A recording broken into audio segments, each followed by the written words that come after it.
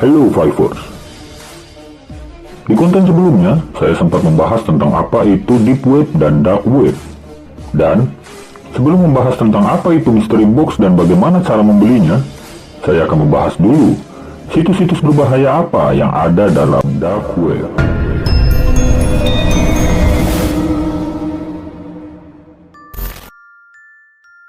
Berdasarkan pengalaman menyelami Dark Web, saya sempat menemukan beberapa situs yang berbahaya yang sebaiknya tidak kalian kunjungi.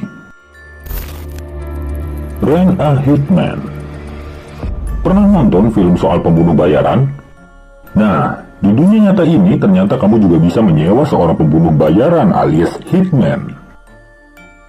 Situs terlarang Rent a Hitman menyediakan jasa pembunuh bayaran. Kamu bisa memakai jasa pembunuh bayaran sesuai dengan permintaan kamu. Semisal, untuk mematahkan tulang korban, kamu harus membayar sebesar $50 atau sekitar Rp700.000. Sedangkan jika kamu ingin membunuh korban, uang yang harus dikeluarkan adalah sekitar $20.000 atau setara dengan 270 juta. Dan biasanya, orang-orang yang menyewa jasa pembunuh bayaran di sini melakukan pembayaran menggunakan Bitcoin. Plane Crash Info. Situs yang satu ini khusus mengoleksi rekaman suara dan transkrip dari keadaan detik-detik kecelakaan pesawat. Informasi ini sebenarnya bersifat sangat sensitif dan tidak terbuka untuk umum. Menurut berbagai informasi, Plane Crash Info ini memiliki rekaman kecelakaan pesawat sejak tahun 1960-an. Dan sampai saat ini, puluhan ribu orang masih sering mengunjungi situs Plane Crash Info. Salah satu rekaman yang paling fenomenal adalah suara yang direkam sebelum serangan teror 9/11 di Amerika Serikat yang sangat mencekam. Human Leader. Sesuai dengan namanya, situs terlarang ini memang super mengerikan. Di sini, kamu bisa dengan mudah menemukan berbagai produk yang terbuat dari kulit manusia. Mulai dari tas, sepatu, dan dompet kulit manusia tersedia di sini.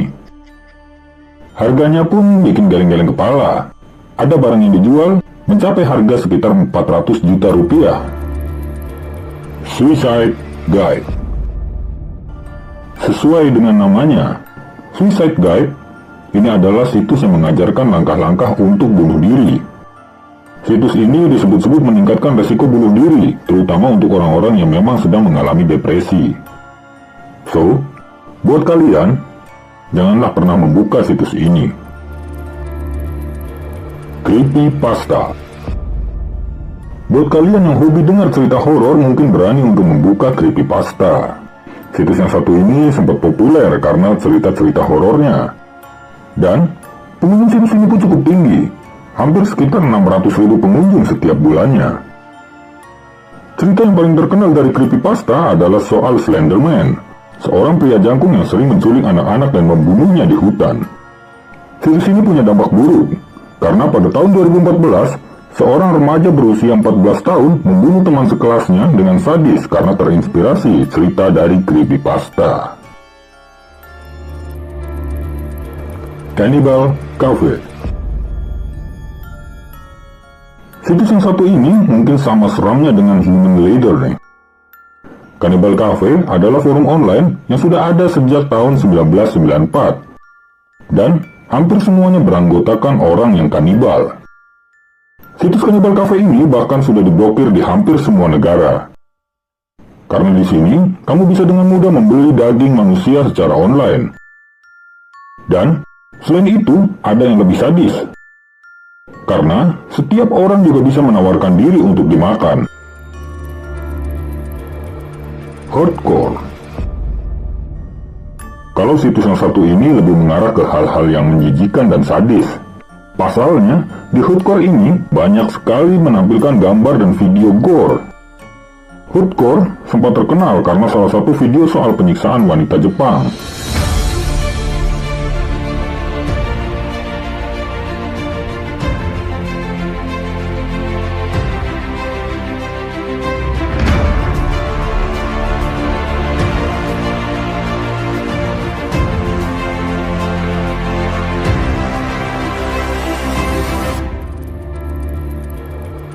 Rotten.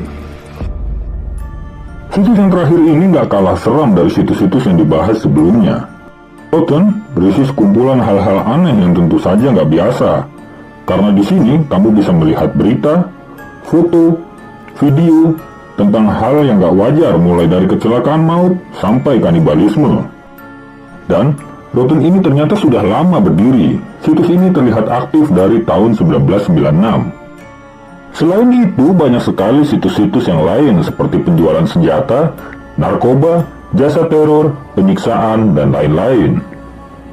So, saran saya, jangan pernah mengakses dark web jika belum mengetahui caranya.